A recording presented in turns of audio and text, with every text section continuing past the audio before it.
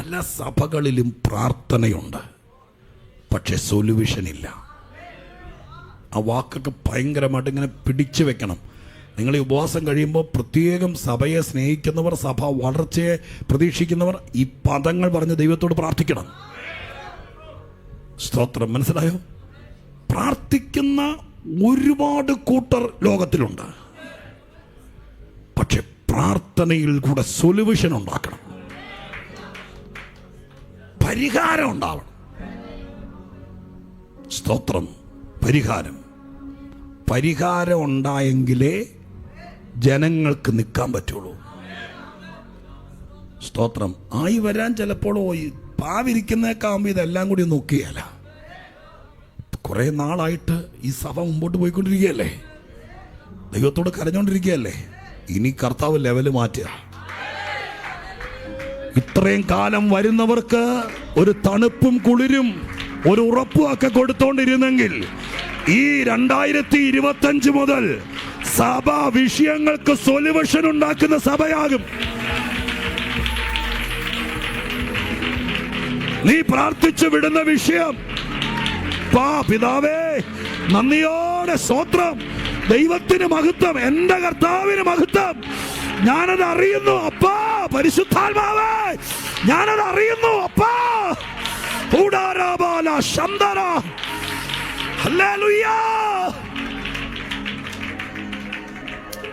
നിങ്ങളോട് പ്രസംഗിക്കുമ്പോൾ ഞാനത് അറിയുന്നു.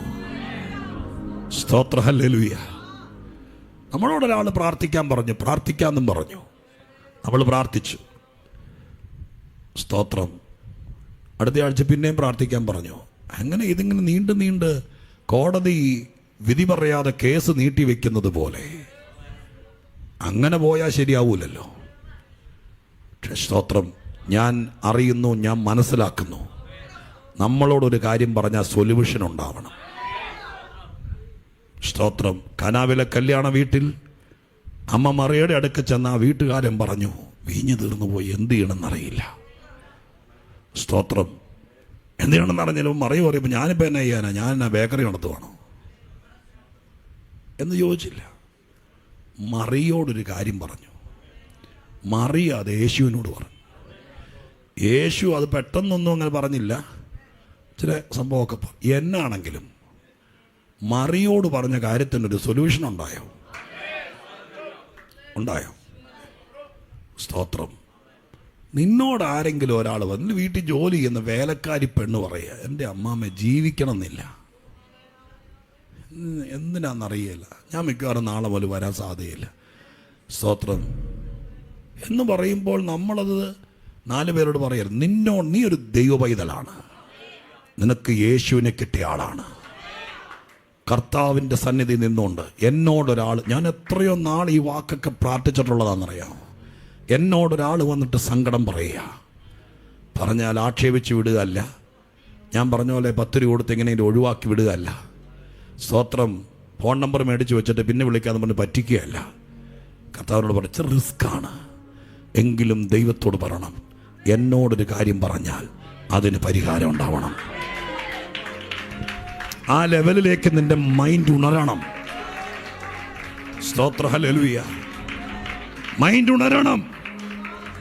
ദൈവം പരിഹാരകനാണ്. ദൈവത്തിന് അതിന് മനസ്സുണ്ട്. കർത്താവ് അത് ചെയ്യുന്നവനാണ്. അപ്പോൾ ഇവിടെ പരിഹാരം ഉണ്ടായി. കൊർന്നല്യോസിനോട് പറഞ്ഞു, പത്രോസിനെ വിളിക്കാൻ പറഞ്ഞു.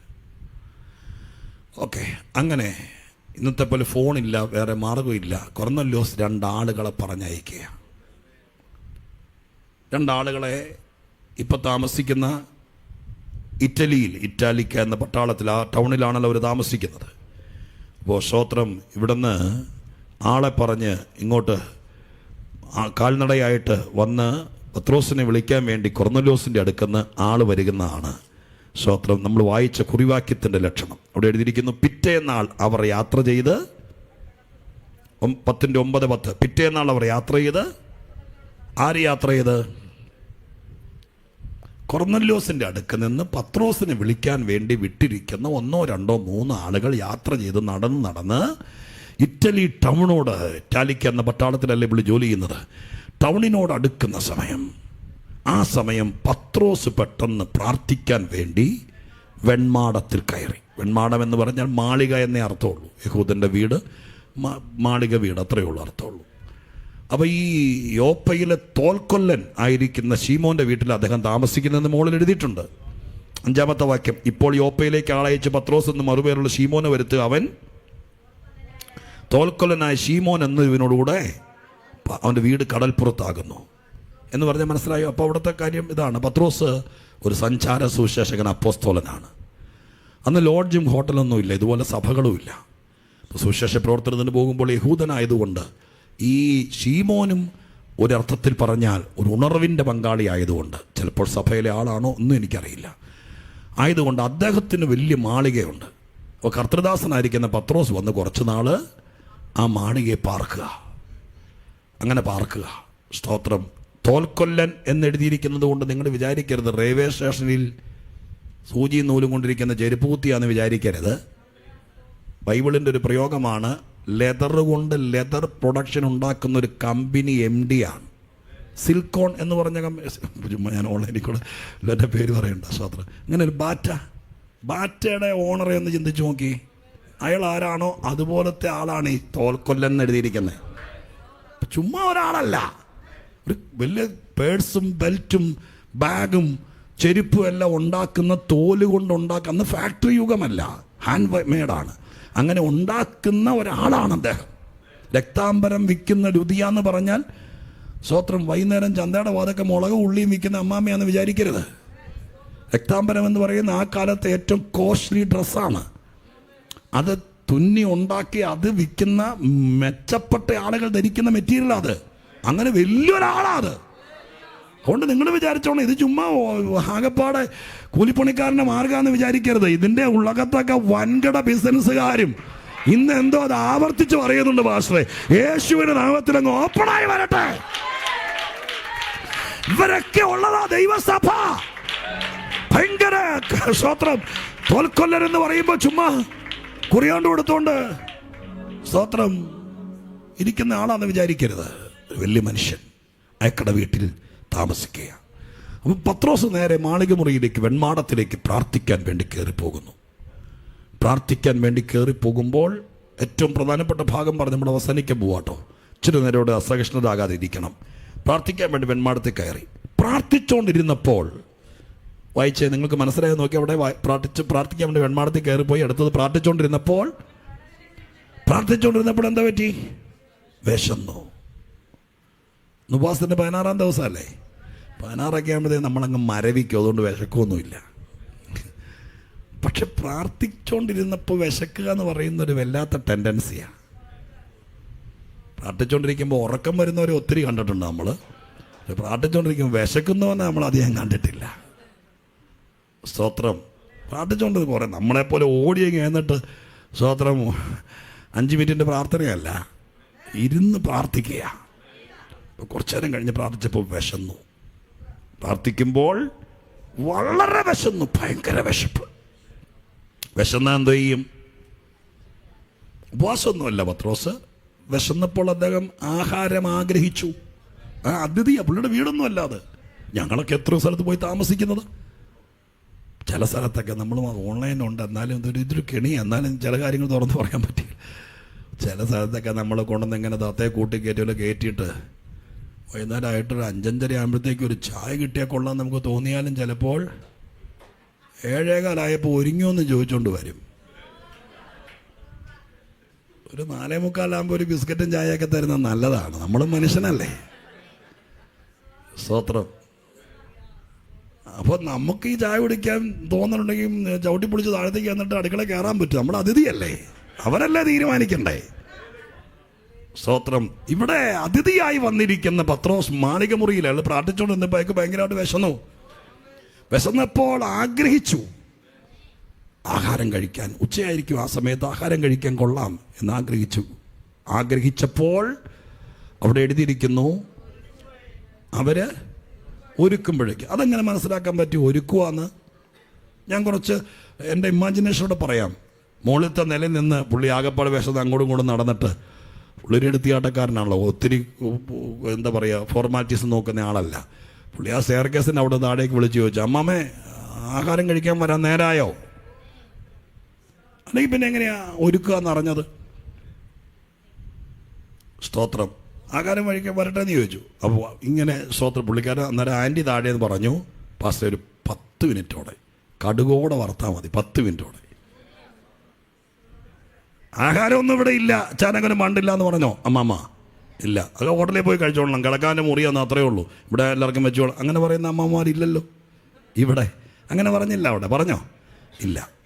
ധൃതി പിടിച്ചുണ്ടാക്കുക ഏറ്റവും മെച്ചപ്പെട്ടത്. പക്ഷേ അദ്ദേഹത്തിന് വിശന്നപ്പോഴേക്കും ആഹാരം റെഡിയായില്ല.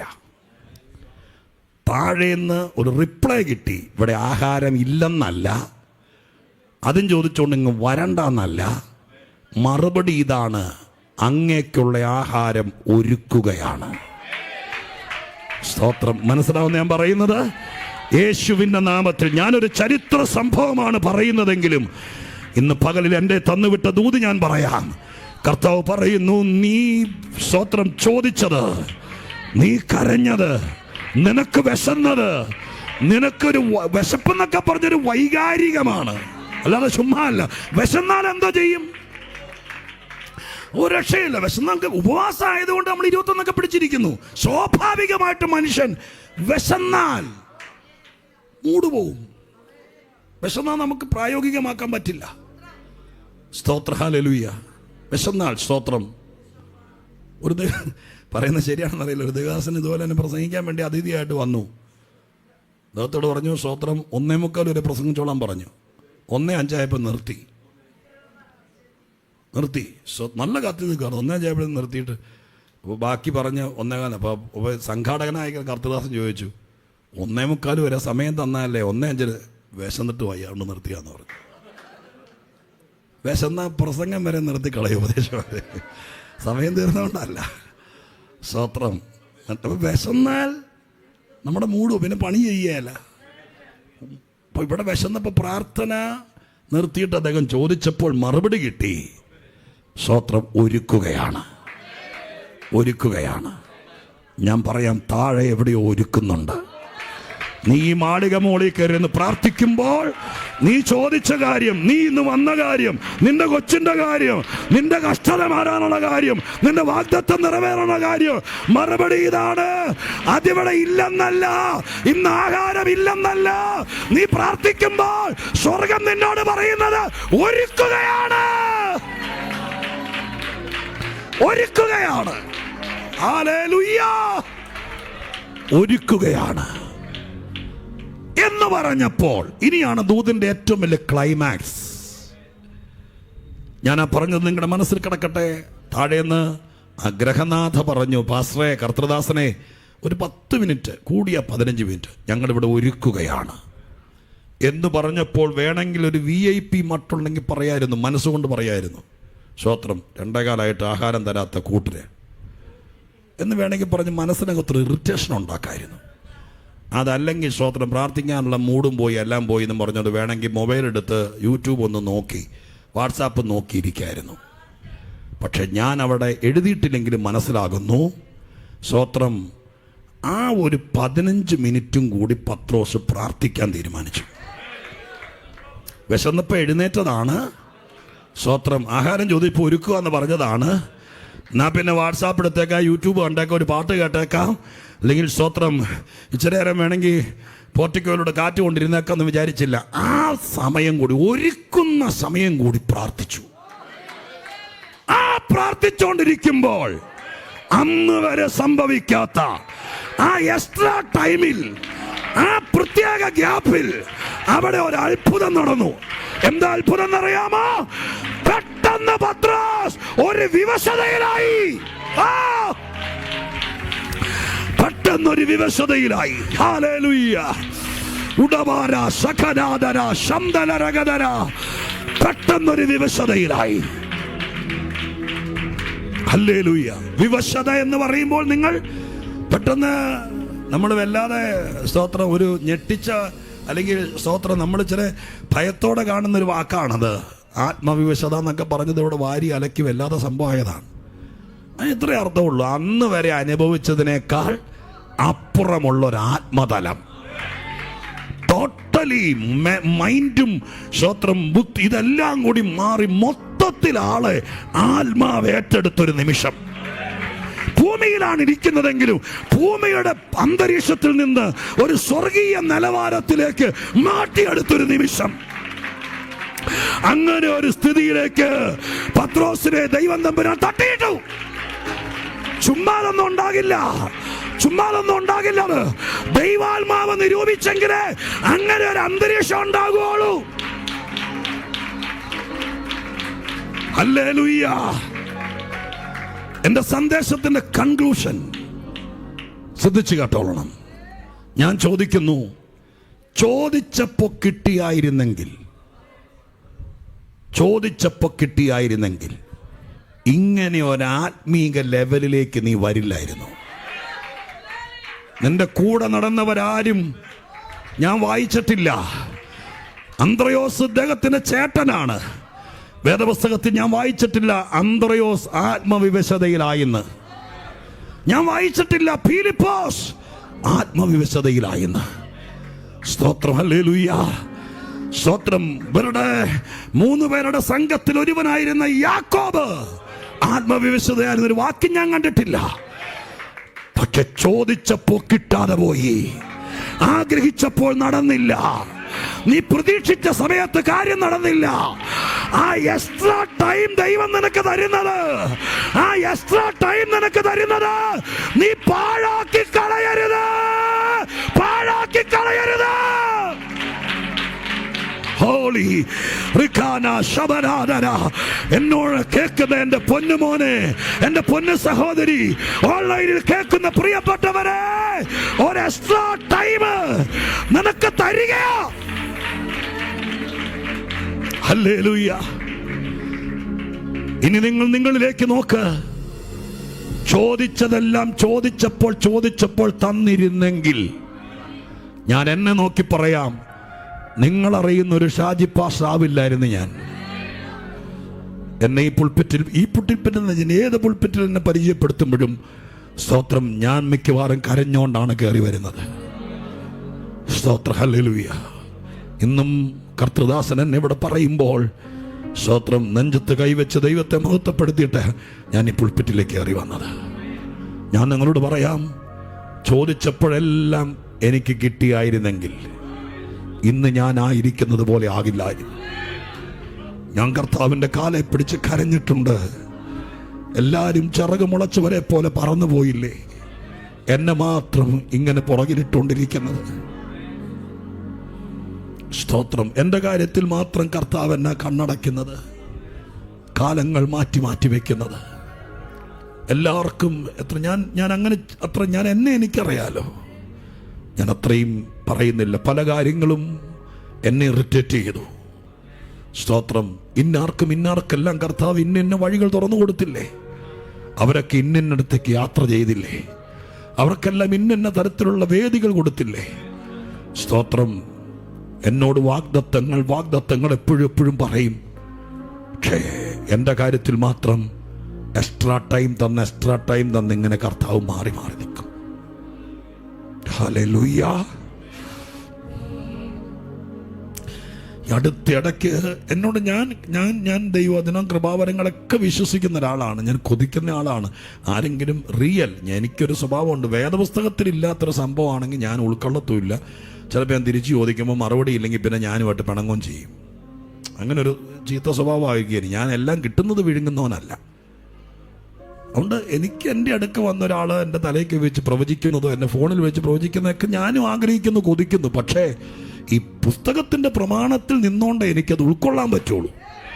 അങ്ങനെ ഒരു സ്വഭാവം എനിക്കുള്ളതുകൊണ്ട് പ്രശ്നമാണത്. അതുകൊണ്ട് ഒരുമാതിരിപ്പെട്ടവരൊന്നും അങ്ങനെ കൃപയാൽ വരികയല്ല. പിന്നെ ഞാൻ കർത്താവുമായിട്ട് ഈ വചനത്തിലൂടെയാണ് എല്ലാ കാര്യങ്ങളും കരഞ്ഞു വിരിഞ്ഞിരിക്കുന്നത്. എനിക്ക് കരയുമ്പോൾ വചനത്തിലൂടെ കർത്താവ് അത് മറുപടികൾ തരും. ഈ സ്തോത്രം. ഒരുപാട് കാര്യങ്ങൾ ഞാൻ പറയുന്നില്ല. എനിക്കറിയാവുന്ന, എന്നെ ഏറ്റവും അടുത്തറിയാവുന്ന ചെറുക്ക് മാത്രം അറിയാം ഒത്തിരി കാര്യങ്ങൾ. എല്ലാവർക്കും വാതിൽ തുറന്നു കൊടുത്തില്ലേ? സ്തോത്രം. എന്നോർത്ത് കരഞ്ഞുമ്പോൾ കർത്താവ് ഈ വാക്യത്തിലൂടെ എന്നോട് സംസാരിച്ചു. അതിന് ദൂതായി എൻ്റെ മനസ്സിൽ കടന്നു. ഏറ്റവും ഇൻറ്റിമസി എനിക്കല്ല, കർത്താവിന് ഇൻറ്റിമസി ഉള്ള സഭയോട് പറയാൻ ദൈവം എന്നെ ഏൽപ്പിച്ച ദൂതാണത്. എല്ലായിടത്തും ഒന്നും ഞാൻ ശരിക്കും പറഞ്ഞാൽ ഇനി ഈ വിവശതയെ കൂടെ ഇനി മുമ്പോട്ട് പോകണം. പക്ഷെ അതിലേക്ക് ഞാൻ പോകാൻ ആഗ്രഹിക്കും. പക്ഷെ എനിക്കിന്ന് മനസ്സുകൊണ്ട് തൃപ്തിയാണ്. കാരണം സ്തോത്രം, ഇത് നിങ്ങളോട് പറഞ്ഞായിരുന്നു. അതിൻ്റെ കുറേ വാക്യോടെ എടുത്തെളിയും. പക്ഷെ അതിനൊക്കെ മുമ്പ് കുറേ കാര്യങ്ങളൊക്കെ ദൈവം നമ്മോട് പറഞ്ഞു കഴിഞ്ഞല്ലോ.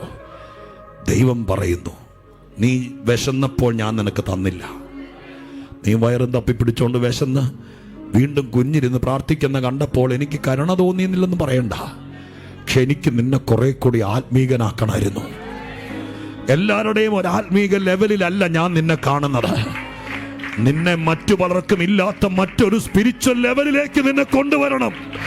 അതിന് നീ ചോദിച്ചപ്പോൾ, നിനക്ക് വിശന്നപ്പോൾ, നീ കൊതിച്ചപ്പോൾ, ഓ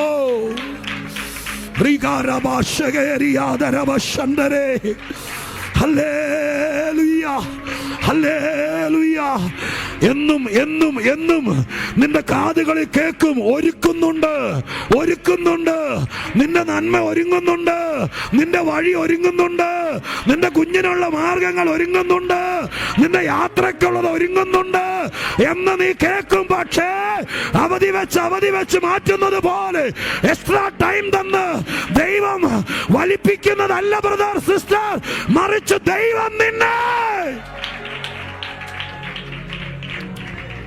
കുറച്ചും കൂടെ അടുത്തൊരാത്മീക ലെവലിലേക്ക് നിന്നെ എത്തിക്കാൻ ഞാൻ എൻ്റെ പ്രഭാഷണ രീതി തന്നെ പറഞ്ഞു നിർത്താം. ഒരു 15 മിനിറ്റോടെ എല്ലാരേക്കാളും അധികം നിനക്ക് സമയം ഇട്ടു. അല്ല, നിന്റെ ആജീവനാന്ത കാലം നിന്നെ വിശന്ന് കുടലും പൊട്ടി നടക്കാൻ ദൈവം സമ്മതിക്കുകയല്ല.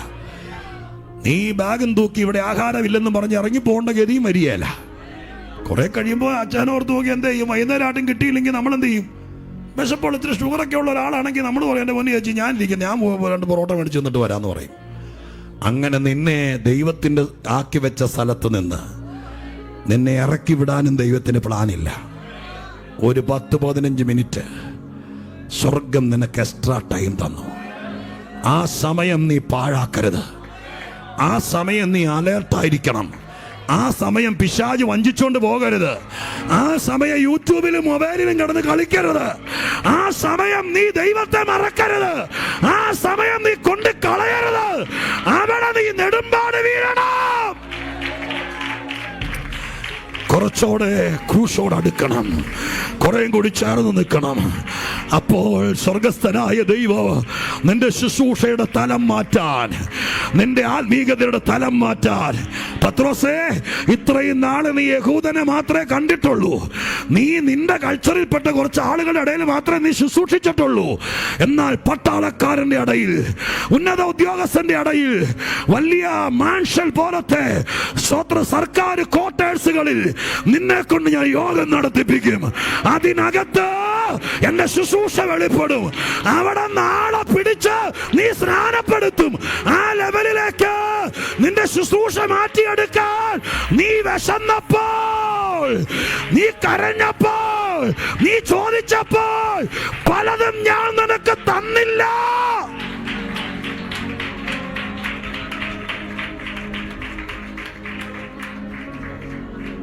പത്രോസ് ഒരു കൾച്ചർ പ്രോബ്ലം ഉള്ള പ്രശ്നമുള്ള മനുഷ്യനായിരുന്നു. പല കാര്യങ്ങളും നിങ്ങൾക്കറിയാം. അത് നിമിത്തം പൗലോസുമായിട്ട് ഭയങ്കര വഴക്കുണ്ടായിട്ടുണ്ട് അദ്ദേഹം. ബിജോപാസെങ്കിലും ഓർക്കുന്നുണ്ടായിരിക്കില്ലേ? എന്താ പ്രശ്നം ഉണ്ടായേ? മർക്കോസിന്റെ ഒരു ചെറിയ പ്രശ്നമാണ്. മർക്കോസ് യെരുശലേമിൽ വളർന്ന പക്കാ യഹൂദനാ. അവന് കുറേ സ്റ്റാറ്റസ് ഉണ്ട്. പൗലോസിന്റെ കൂടെ യാത്രയ്ക്ക് വേണ്ടി പോയപ്പോൾ പൗലോസ് സ്വത്രം പക്കാ യഹൂദനാണെങ്കിൽ പോലും കർത്താവിന് വേണ്ടി ജീവിതം മാറ്റിയവനാ. അതുകൊണ്ട് അവൻ പോകുമ്പോൾ ജാതികൾ കൊടുക്കുന്ന ആഹാരമൊക്കെ കഴിക്കും. പക്ഷേ സ്വത്രം കൾച്ചർ നോക്കിയാൽ പറ്റിയല്ല. മർക്കോസിന് ആ പ്രശ്നം വന്ന് വഴക്കുണ്ടായി. പത്രോസും ഒക്കെ ആയിട്ട് വലിയ സംഭവമൊക്കെ ഉണ്ടായി. അങ്ങനെയൊക്കെ ബർന്നബാസും ഒക്കെ ആയിട്ട് വലിയ പ്രശ്നം, എന്തൊക്കെയോ കുറേ കാര്യങ്ങളൊക്കെ നമ്മൾ വായിക്കുന്നുണ്ട് തിരുവെഴുത്തിനകത്ത്. എന്നെ കേൾക്കുന്നവരെ, പത്രോസിന് അങ്ങനെ കൾച്ചറൽ പ്രോബ്ലം ഉണ്ട്. അത് പൊട്ടിയെങ്കിലേ നിന്നെ അടുത്തൊരു തലത്തിലേക്ക് കൊണ്ടുവരാൻ പറ്റുള്ളൂ. അതുകൊണ്ട് ഞാൻ ആ ടൈം പറയുന്നത് എൻ്റെ ഒരു ഭാവനയാട്ടോ. ആ 15 മിനിറ്റ് നിന്നെ ഇരുത്തിയത് നിന്റെ കാഴ്ചപ്പാട് മാറാനാ. ആ സമയത്ത് അവിവശ്വതിൽ തുപ്പട്ടി ഇറങ്ങി വരുന്നു. അതിനകത്ത് മുഴുവൻ പർവ്വജാതിയും ഇഴജാതിയല്ല. ദൈവം പറയുന്നു അറുത്ത് തിന്ന. പത്രോസ് മറുതലിക്കുന്നു. കർത്താവ് എന്നെ പറയുന്നേ, ആളും തരം നോക്കാതെ, ഞാനൊരു യഹൂദനാണ്, ഞാനതൊന്നും തിന്നിട്ടില്ല. യേശുവിനെ തറപ്പിച്ച് നോക്കിയിട്ട് പറഞ്ഞു, സ്തോത്രം, ഞാൻ ശുദ്ധീകരിച്ചതിനെ ഈ തുപ്പട്ടി കയറിയവൻ എല്ലാം ശുദ്ധീകരിക്കപ്പെട്ടവനാണ്. അത് പറഞ്ഞ് എൻ്റെ വാക്ക് അവസാനിപ്പിക്കും. ഈ തുപ്പട്ടി സഭയ്ക്ക് നിഴലാണ്. 4 വശം കെട്ടിയത്. വന്നത് സ്വർഗത്തിൽ നിന്നാണ്, അതിൻ്റെ ഉടമസ്ഥൻ കർത്താവാണ്. തിരിച്ചത് സ്വർഗത്തിലേക്കാ പോയത്. ഇവിടെ കുഴപൊട്ടി വീണ് ഇതിൽ കൂടെ ഒലിച്ചു നടക്കുകയല്ലായിരുന്നു. അതിൻ്റെ വരവും പൂക്ക് കണ്ടാൽ അറിയാം.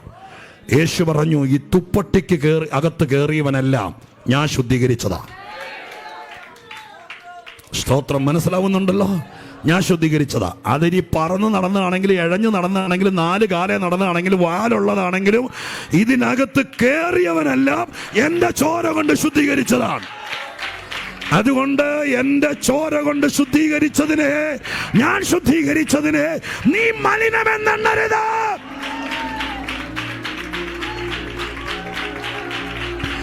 ആ ലെവല് മാറുകയാ. ആ കൾച്ചറൽ പ്രോബ്ലം തീരുകയാ. ആ ഇന്റർകാസ്റ്റ് പ്രോബ്ലം, എന്തൊക്കെ വാക്ക് എൻ്റെ വായി വരുന്നെന്ന് അറിയില്ല, ആ പ്രോബ്ലം അവിടെ തീരുക. അതോടുകൂടി പത്രോസിന്റെ ശുശ്രൂഷയുടെ ലെവല് മറ്റൊന്നായി.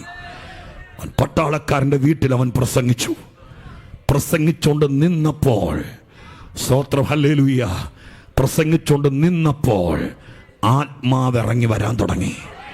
എല്ലാവരും ആത്മാവ് നിറഞ്ഞു. പിന്നെ പ്രസംഗം പൂർത്തീകരിക്കാൻ പറ്റിയില്ല.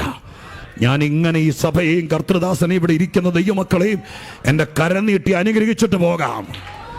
നിന്റെ ശുശ്രൂഷ പൂർത്തീകരിക്കാൻ പോലും പറ്റാത്ത രീതിയിൽ ആത്മസാന്നിധ്യം കൊണ്ട് അലങ്കൃതമാക്കാൻ ഈ സഭയെ, നിന്റെ ഭവനത്തെ, നിന്റെ ശുശ്രൂഷയെ ആത്മാവ് തൊടുന്നു.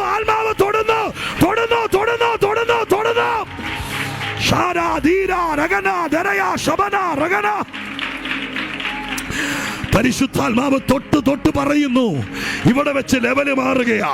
ഇവിടെ വെച്ച് നിന്റെ പ്ലാറ്റ്ഫോം മാറുകയാ. നിന്റെ സ്റ്റാറ്റസ് മാറുകയാ.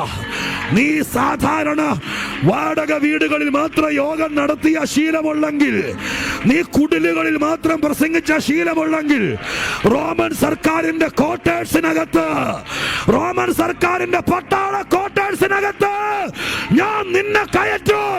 അവിടെ യോഗം സംഘടിപ്പിക്കൂ, അവിടെ പ്രസംഗിക്കൂ, അവിടെ ഉള്ളവരെ സ്നാനപ്പെടുത്തൂ. അതുപോലെ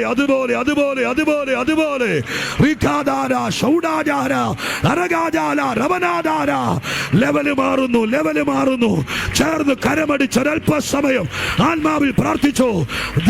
ഞാൻ ശുശ്രൂഷ വചനം അവസാനിപ്പിക്കുക. ആത്മാവിൽ ആരാധിച്ചു, ആത്മാവിൽ സ്തോത്രം ചെയ്തു. എക്സ്ട്രാ ടൈമിലൂടെ ഓടുന്നവരാണ് ഇതിനകത്തിരിക്കുന്ന പലരും. പല പിതാക്കന്മാരും, പല അമ്മമാരും, പല സഹോദരന്മാരും. നിന്റെ എക്സ്ട്രാ ടൈമിലൂടെയാണ് നീ ഇപ്പോ ഓടിക്കൊണ്ടിരിക്കുന്നത്. കണ്ണുകൾ അടയ്ക്കാം. എല്ലാവരും പ്രാർത്ഥിക്കാം. ഒരു കൊച്ചു പ്രാർത്ഥന ഞാൻ പ്രാർത്ഥിച്ചു നിർത്താം. ഇതിനിടയിൽ ദൂത് ഉഴുതുമറച്ചിട്ടിരിക്കുന്ന വയലിനകത്ത് ഇളക്കമുള്ള മണ്ണിൽ മഴ പെയ്യുമ്പോൾ വെള്ളം ഇറങ്ങുന്നത് പോലെ നിങ്ങളുടെ ഇടയിലേക്ക് അരിച്ചിറങ്ങിയിട്ടുണ്ട് ആത്മശക്തി. ഇനി കൂടുതലൊന്നും ഞാൻ പറയേണ്ടതോ വെച്ച് കെട്ടേണ്ടതൊന്നും കാര്യമില്ല. വചനത്തെ വിശ്വസിക്കുക.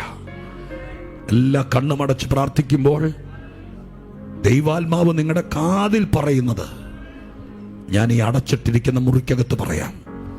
സ്വർഗം നിന്നെ മോനെ എന്ന് വിളിച്ചിട്ട്, മോളെ എന്ന് വിളിച്ചിട്ട് പറയുക, നീ നിന്റെ ആ 15 മിനിറ്റ് എക്സ്ട്രാ ടൈമില്ലേ, ആ ടൈമിലൂടെ എപ്പോൾ ഓടിക്കൊണ്ടിരിക്കുന്നേ.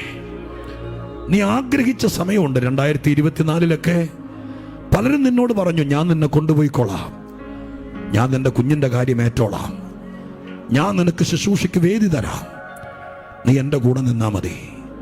നീ സ്വപ്നം കണ്ടവനെ പോലെയായി നടക്കുമെന്ന് വിചാരിച്ചു. പക്ഷെ സമയത്ത് നീ ചോദിച്ചപ്പോൾ പറഞ്ഞു, ഒരുക്കുന്നേ ഉള്ളൂ. നിനക്ക് വിശക്കുന്നുണ്ട്, ഈ വിഷയത്തെ സംബന്ധിച്ച് നിനക്ക് വിശക്കുന്നുണ്ട്. കർത്താവ് പറയുന്നു, ഇതൊരു എക്സ്ട്രാ ടൈമിലൂടെ നീ പോയിക്കൊണ്ടിരിക്കുക. ഒരു 15 മിനിറ്റ്, ഒരു 20 മിനിറ്റ്, ആ ടൈം നീ മുതലാക്കണം. കർത്താവിൻ്റെ കാലേന്ന് വിടരുത്. ഈ സമയത്ത് എന്നെ കർത്താവേ നിന്റെ പാദപീഠത്തിൽ നിന്ന് എഴുന്നേക്കത്തില്ലെന്ന് പറയണം. അവിടെ വെച്ച് ദൈവം നിന്നെ ദർശന മണ്ഡലത്തിലേക്ക് നയിക്കും. കർത്താവ് നിന്നെ അടുത്ത തലത്തിലേക്ക് ഉയർത്തും. നീ വന്ന വഴിയിൽ നിന്ന് പുതിയ വഴിയിലേക്ക് ദൈവം നിന്നെ കയറ്റും. നിന്റെ സന്തതിയെ ഉയർന്ന നിലയിൽ കൊണ്ടുപോ.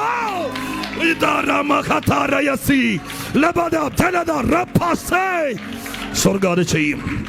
ദൈവം അത് ചെയ്യും. ദൈവം അത് ചെയ്യും. ദൈവം അത് ചെയ്യും. നിന്റെ ദിവസമായിരുന്നു ഇന്ന്. നിന്റെ ദിവസമായിരുന്നു ഇന്ന്. നീ ചില വിഷയത്തെ ചൊല്ലി ചുമ്മാ തിന്ന് നിറഞ്ഞു വന്നവളല്ല. നിന്റെ ചില വിഷയത്തെക്കുറിച്ച് വിശന്നു വന്നവളാ. ദൈവം നിന്നെ തൊട്ടിട്ടുണ്ട്. ഞാനൊരു വാക്ക് പ്രാർത്ഥിക്കാം. പരിശുദ്ധ ദൈവമേ, എൻ്റെ സ്വർഗീയ പിതാവേ, അങ്ങയുടെ പൊന്നു നാമത്തെ ഞാൻ ഉയർത്തുന്നു. ഈ പുൽപ്പിറ്റിൽ അങ്ങ് പറഞ്ഞതെല്ലാം അങ്ങയുടെ സ്വന്തം, എൻ്റെ അല്ലപ്പ. അത് അങ്ങയുടെ പൊന്നുമക്കളോട് ദൈവം പറയാൻ എന്നെ ഉപയോഗിച്ചെന്നേ ഉള്ളൂ. ഇതതുപോലെ നടക്കട്ടെ. ഈ ഉപവാസ പ്രാർത്ഥനയിൽ ഒരു കൺക്ലൂഷൻ ഉണ്ടാകും. അങ്ങനെ പറഞ്ഞാണല്ലോ ദൈവം തുടങ്ങിയത്. പുതിയ എണ്ണ ചിലരെ തേപ്പിക്കും. എൻ്റെ ദൈവത്തിൻ്റെ കൃപ വ്യാപരിക്കും. അസാധാരണ പരിജ്ഞാനം കൊണ്ട് നിറയ്ക്കും. എക്സ്ട്രാ മൈലിലൂടെ യാത്ര ചെയ്യുന്ന ചിലർക്ക് അവസ്ഥ മാറ്റിക്കൊടുക്കും. ആഗ്രഹിച്ചപ്പോൾ നടക്കാതെ പോയ പല കാര്യങ്ങളും ദൈവം തള്ളിക്കളഞ്ഞിട്ടില്ല. ദൈവം അത് നിറവേറ്റും. ഈ സഭ ചോദിച്ചത്, കൈയെത്തി പിടിച്ചു എന്ന് വിചാരിച്ചത്, ശത്രു തട്ടിക്കളഞ്ഞതാന്ന് വിചാരിച്ചത്, ഇല്ലപ്പാ, ദൈവം മറന്നിട്ടില്ല.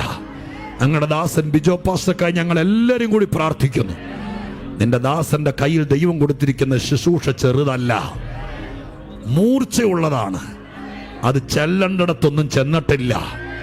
ഇന്ന് ഞങ്ങൾ അനുഗ്രഹിക്കുക. അങ്ങയുടെ ദാസന് വാതിലുകൾ തുറക്കട്ടെ, വിളി വരട്ടെ, യാത്രകൾ തുടരട്ടെ, ഉണർവുണ്ടാകട്ടെ. വക പ്രാപിക്കേണ്ട ചിലർ ഇതിനകത്തുണ്ട്. അവര് വക പ്രാപിക്കട്ടെ. ഈ സഭ അതിന് സാക്ഷിയാകട്ടെ. ദൈവം അത് ചെയ്യും. അനുഗ്രഹിച്ചിട്ട് പോകുന്ന അടിയൻ എൻ്റെ മനസ്സ് തുറന്ന് അനുഗ്രഹിച്ചിട്ട് പോകുന്നു. പ്രാർത്ഥന കേട്ടതിന് നന്ദി. യേശുവിൻ നാമത്തിൽ തന്നെ.